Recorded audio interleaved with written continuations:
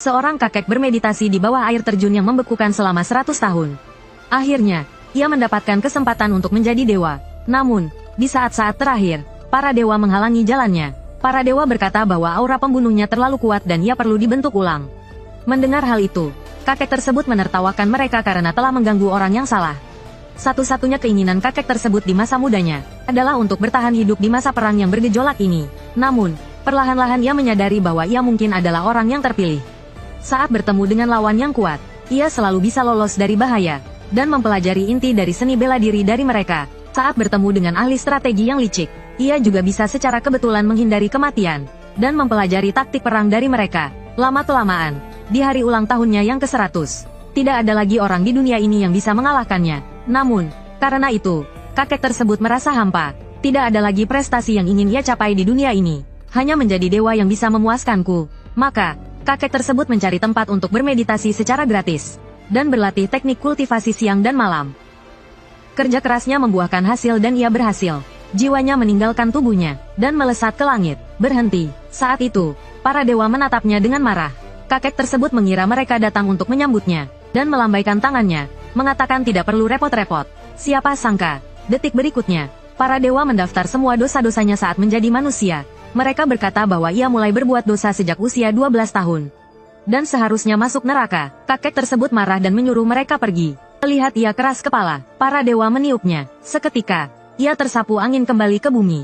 Namun, kakek tersebut tidak menyerah, dan segera terbang kembali ke atas. Para dewa belum pernah melihat orang yang begitu tidak tahu malu, dan mengendalikan meteor untuk menghantamnya. Kakek tersebut terlihat seperti semut di depan meteor, dan langsung dibawa kembali ke bumi. Namun, meteor itu tiba-tiba berhenti di udara, dan kemudian meledak dengan dahsyat. Tidak ada yang bisa menghentikanku.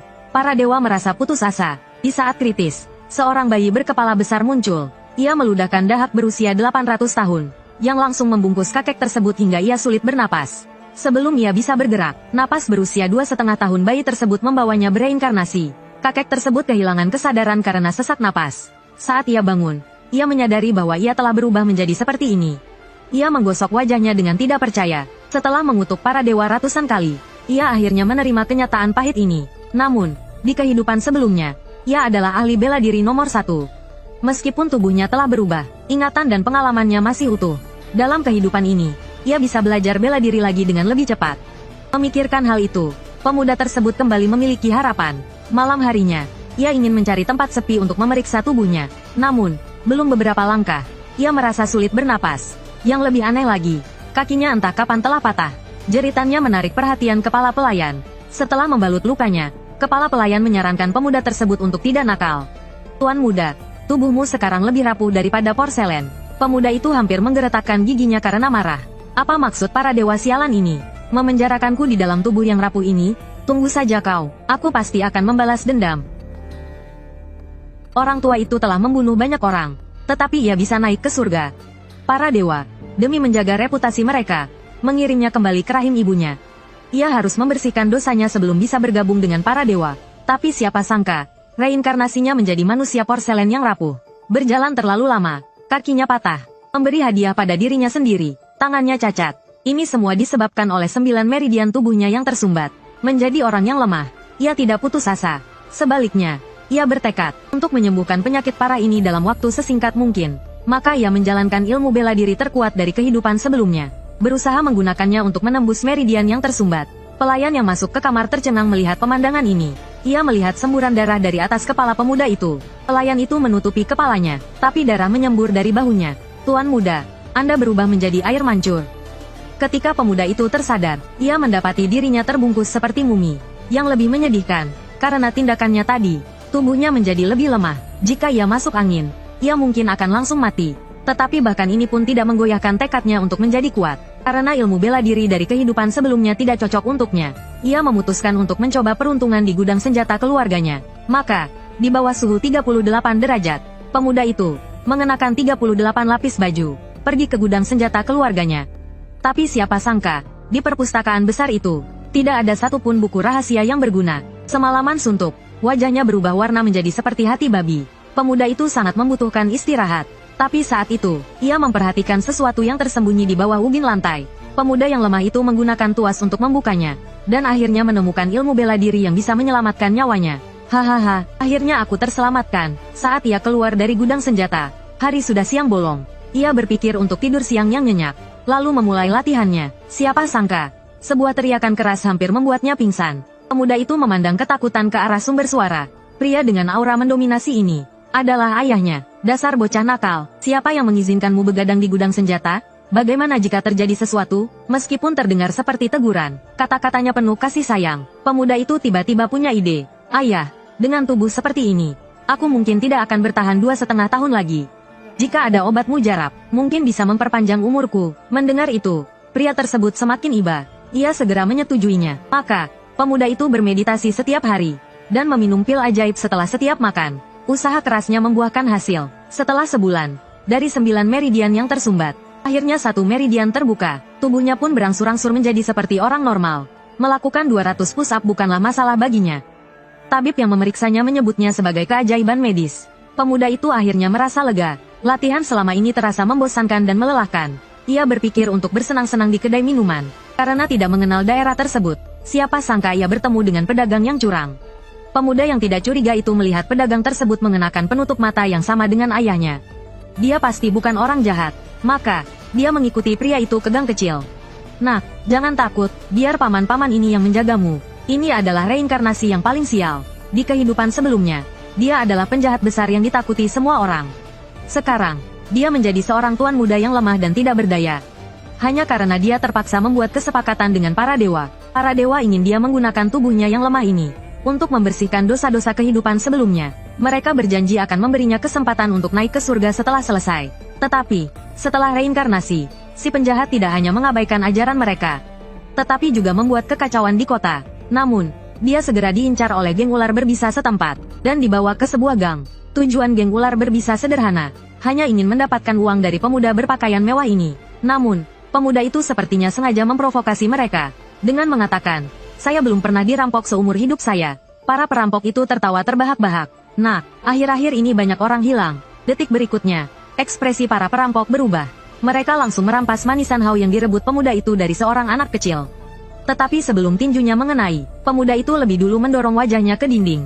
Namun, tangannya patah karena gaya balik. Tubuh ini terlalu lemah untuk menahan kekuatannya sendiri. Melihat pemuda itu terluka, para perampok ingin menyerangnya beramai-ramai. Tetapi yang mengejutkan, mereka bahkan belum menyentuh tubuh pemuda itu. Semua orang tiba-tiba pingsan. Ketua geng yang botak menyadari bahwa dia telah memprovokasi orang yang salah. Beruntung, dia telah berkelana di dunia persilatan selama 2 tahun.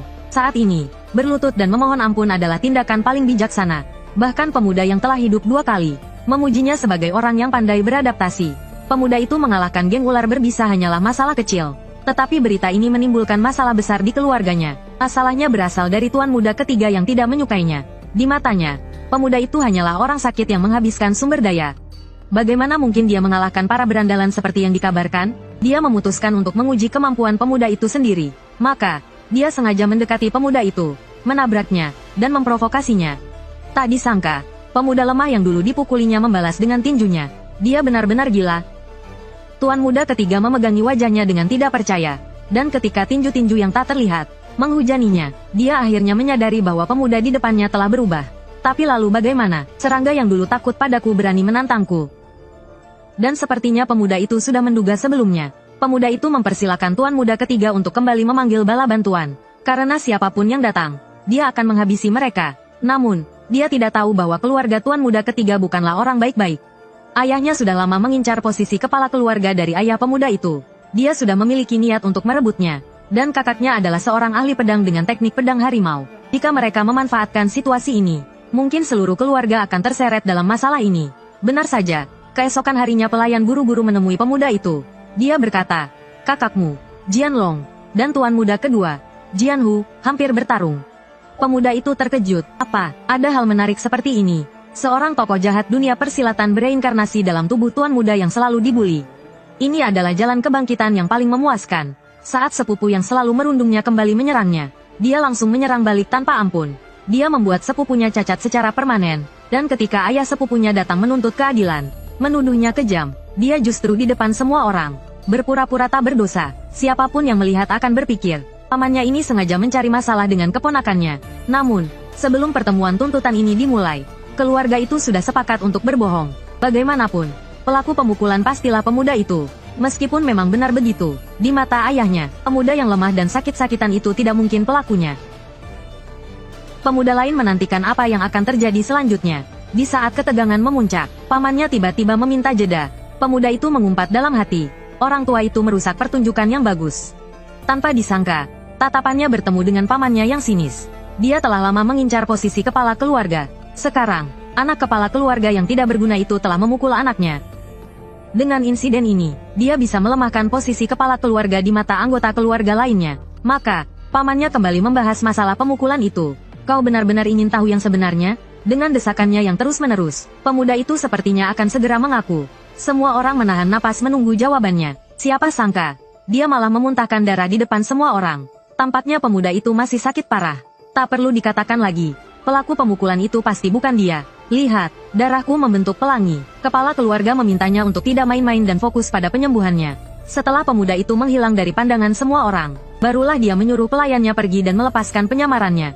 Beberapa hari ini, dia telah menggunakan pil dan teknik kultivasi untuk memperbaiki beberapa meridian yang tersumbat.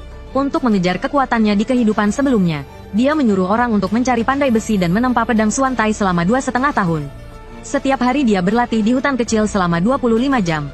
Sebulan kemudian, ilmu pedangnya mencapai tingkat master.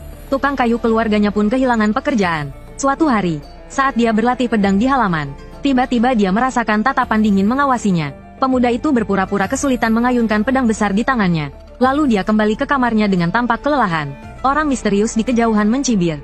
Hehe, benar-benar tidak berguna. Tanpa disadarinya, dia telah menjadi bidak di tangan pemuda itu. Lihat saja sampai kapan kau bisa bersembunyi. Di sisi lain, orang misterius itu melaporkan kondisi terbaru pemuda itu kepada pamannya.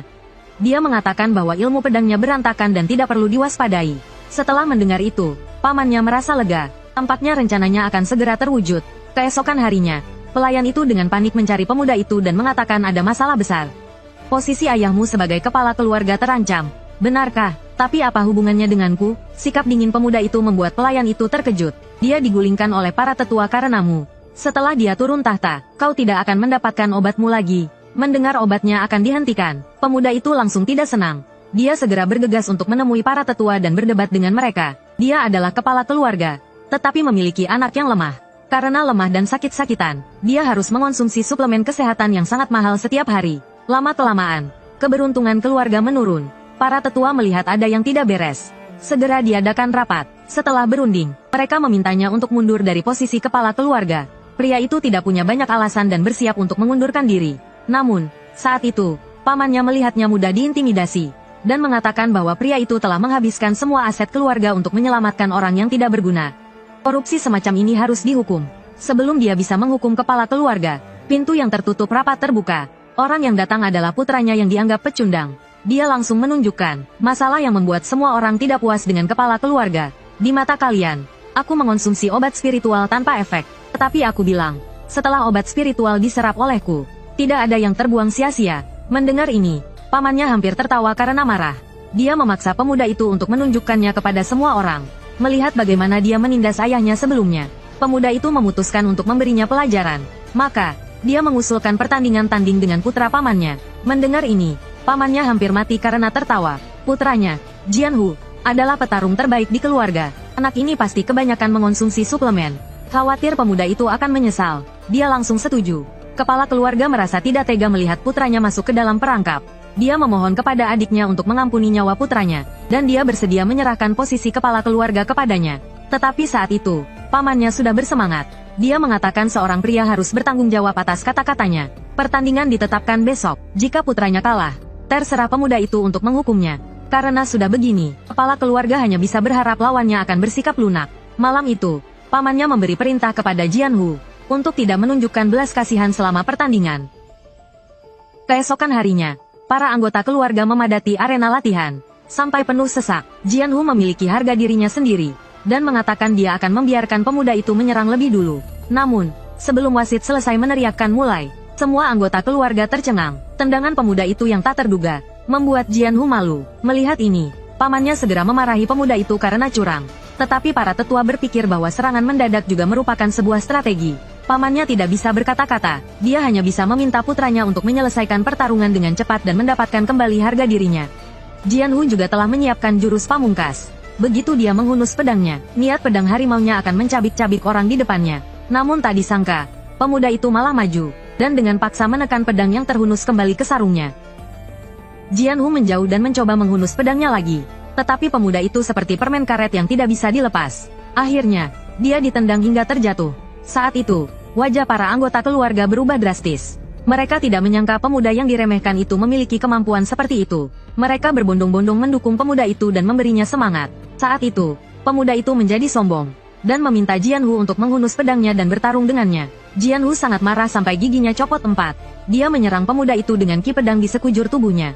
Namun, pemuda itu meregangkan tubuhnya dan menghindari setiap serangan. Terlalu lambat. Selanjutnya, biarkan aku mengajarimu. Serangan secepat kilat menghantam tubuh Jianhu. Segera, dia tidak bisa melawan lagi. Ayahmu bilang jika kau kalah, terserah aku untuk menghukummu.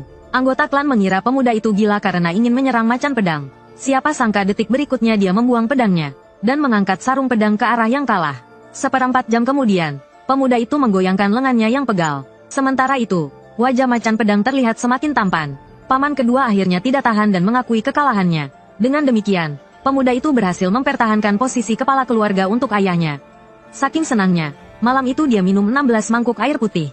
Lucunya, kedua tangannya mulai gemetar. Ini gawat, meridian yang baru saja dia buka akan tersumbat lagi. Untuk memancing Raja Naga, pemuda itu mengikat perampok gunung sebagai umpan dan melemparkannya ke air. Setelah bisa bernapas lega, perampok gunung mengutuknya agar mati. Mendengar itu, pemuda itu malah menertawakan mereka karena telah memprovokasi orang yang salah. Meskipun penampilannya biasa saja, pemuda itu adalah seorang jenius bela diri. Setelah belajar selama setengah bulan, dia mengalahkan sepupunya yang telah berlatih selama 2,5 tahun.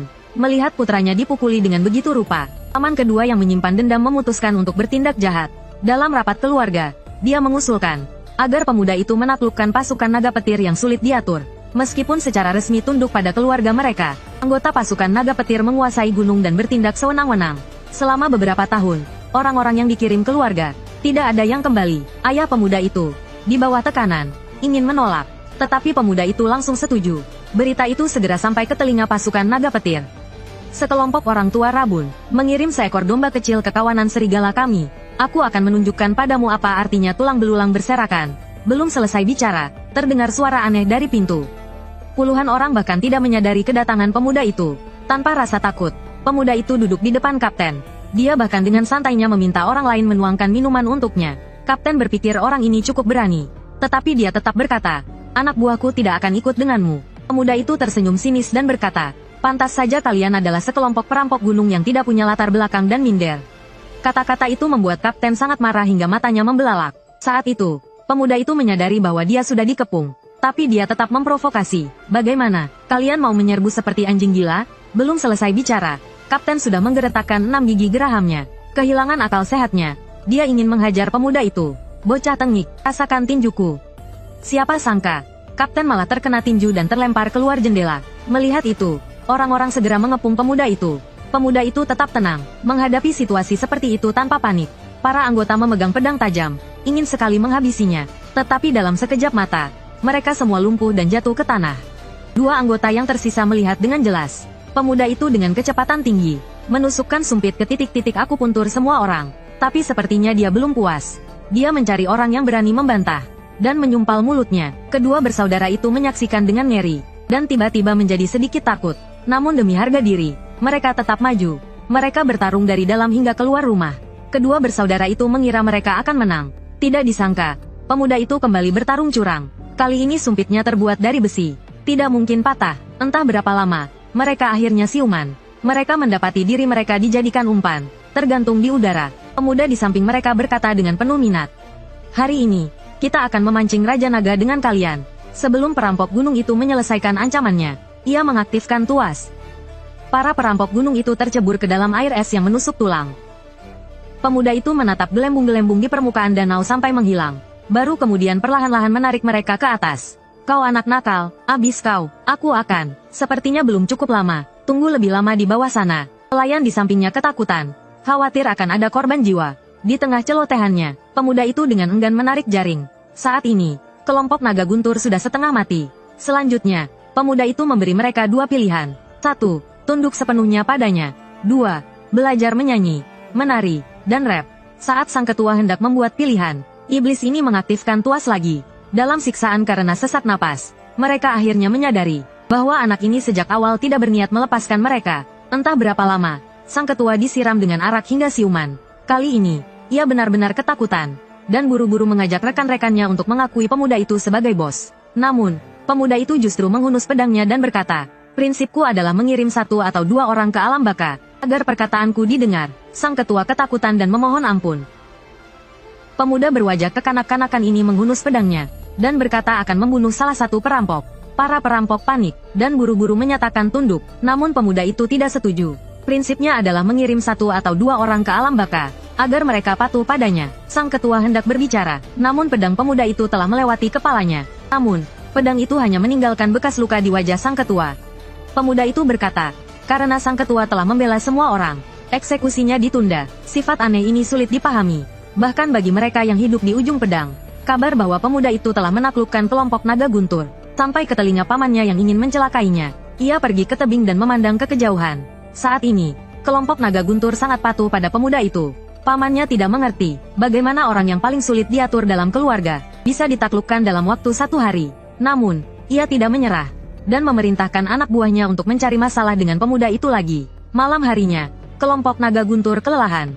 Sendok terasa beratnya 1000 kati. Lidah mereka tak pernah sampai ke mangkuk sup. Tiba-tiba, sang ketua disenggol seseorang.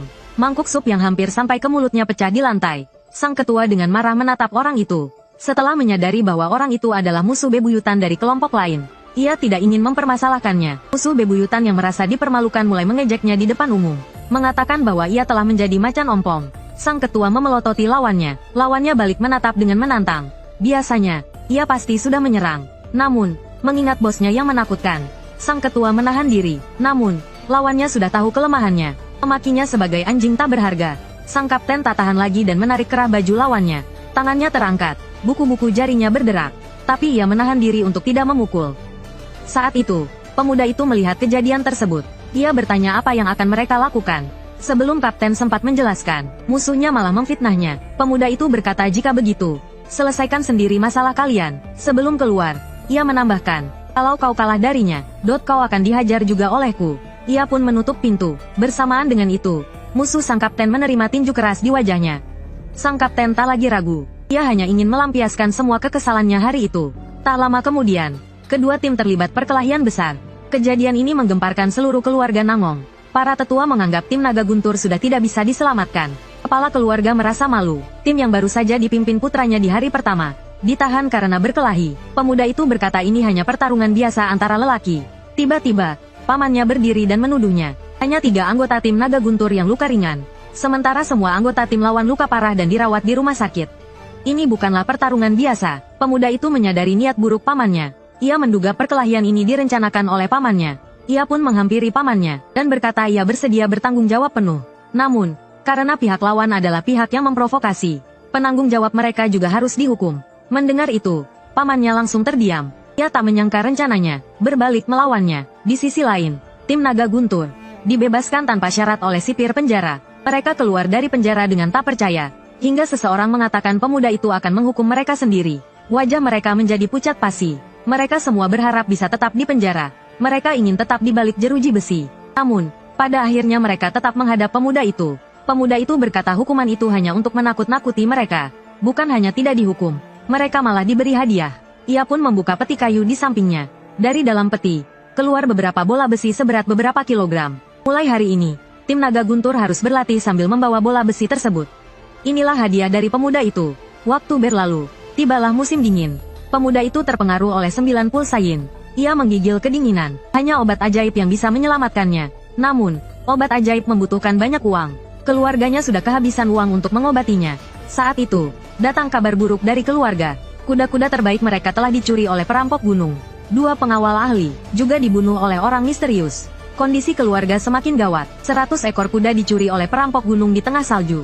Meskipun memakai topeng wajah tokoh baik, pelaku sangat kejam. Semua pengawal tewas dengan 1 tebasan pedangnya.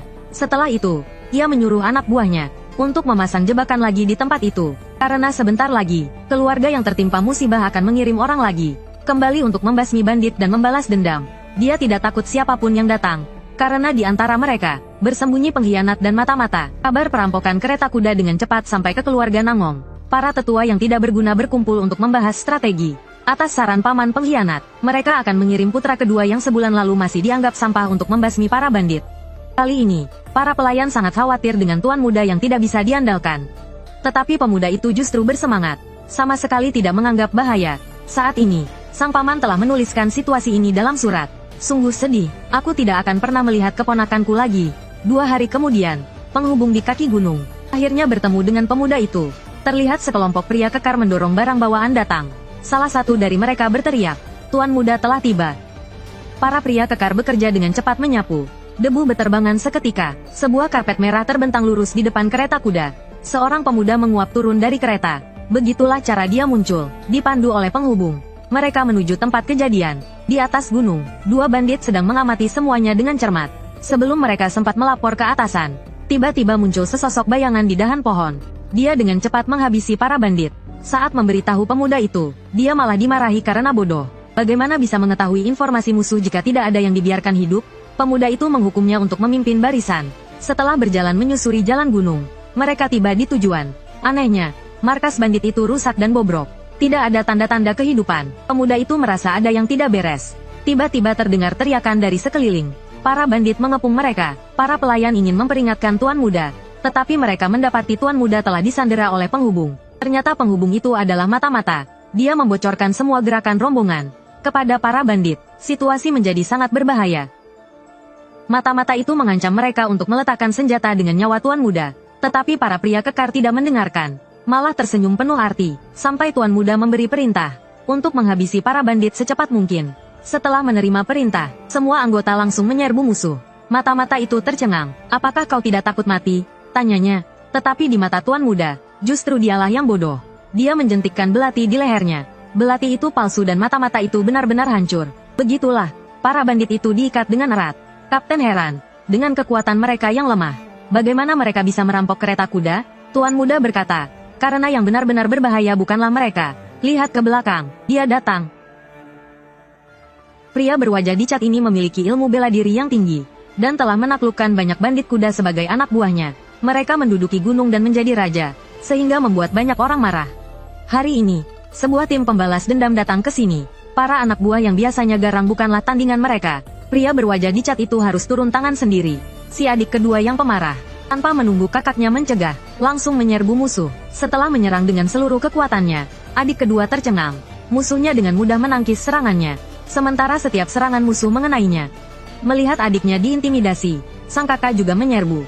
Namun, dia juga terpental oleh satu tebasan pedang. Mereka tiba-tiba menyadari betapa kuatnya perampok ini. Maka, ketiga bersaudara itu memutuskan untuk bekerja sama menaklukkannya. Ketiganya melesat ke arah yang berbeda. Dengan begitu, meskipun si perampok memiliki banyak tangan, dia akan kesulitan menghadapinya. Namun, si perampok sepertinya sudah membaca rencana mereka. Dia langsung memikirkan cara untuk menghadapinya. Dia pertama kali menyerang adik bungsu yang paling lemah, dan langsung membuatnya tak berdaya. Kemudian, dia menghadapi serangan kakak pertama dan kedua dengan mudah, tetapi tidak terburu-buru untuk mengalahkan mereka. Seolah-olah berkata, "Aku kuat, dan kalian lemah." Tiba-tiba, adik kedua menemukan celah, dan dengan cepat menjepit si perampok. Dia berkata kepada kakaknya, "Cepat tebas, termasuk aku." Kakaknya ragu sejenak, tetapi tetap menghunus pedangnya dan menyerbu mereka. Namun, si perampok mengayunkan tangannya, dan kembali menjatuhkan kakaknya puluhan meter. Sekarang hanya tersisa adik kedua yang membelakanginya. Si perampok mengangkat pedangnya, siap untuk menghabisinya. Di saat genting, sepasang sumpit menyelamatkannya. Semua orang mengerti, tuan muda akan turun tangan. Dengan langkah cepat, pukulan sang pemuda melemparkan si perampok ratusan meter ke gubuk jerami. Semua orang kagum dengan kekuatan pemuda itu. Adik kedua juga berterima kasih atas bantuannya. Pemuda itu berkata, "Jangan salah paham, nyawa kalian adalah milikku. Kalau mau membunuh kalian, aku yang akan melakukannya." Si perampok pun tersadar, pedangnya telah hancur oleh pemuda itu. Terbayang betapa dahsyatnya pukulan biasa tadi. Dia pun membuang pedangnya, dan mengambil posisi aneh di hadapan pemuda itu. Pemuda itu terkejut mendapati, jurus si perampok berasal dari aliran sesat yang telah lama punah. Ini berkaitan dengan kedamaian dunia persilatan. Dia harus mencari tahu asal-usulnya. Memikirkan hal ini, pemuda itu pun tak lagi menahan diri. Topengnya pecah, memperlihatkan wajah terkejut di baliknya. Si perampok merasa lawannya telah mengetahui jurusnya. Tapi bagaimana mungkin, dia tidak tahu bahwa pemuda itu sebenarnya reinkarnasi dari pendekar terkuat 60 tahun yang lalu. Si perampok merasa takut, dia harus mengalahkan ancaman ini secepat mungkin. Namun, dia bukanlah tandingan pemuda itu. Tinju pemuda itu terlalu cepat dan langsung. Si perampok tidak bisa bereaksi dan buru-buru menangkis dengan tangannya. Namun, meskipun begitu, tendangan pemuda itu menghancurkan nadinya. Dia benar-benar menjadi lumpuh. Dia mengerti bahwa pemuda itu tidak membunuhnya karena ingin mencari tahu mengapa ilmu aliran sesat muncul kembali di dunia persilatan. Tapi jika pemuda itu tahu, nasibnya akan jauh lebih buruk daripada mati. Saat bocah itu lengah, si wajah dicat menggigit racun mematikan yang disembunyikan di mulutnya. Seketika, seluruh tubuhnya diselimuti aura hitam. Ia pun membusuk dengan cepat, menjadi kerangka.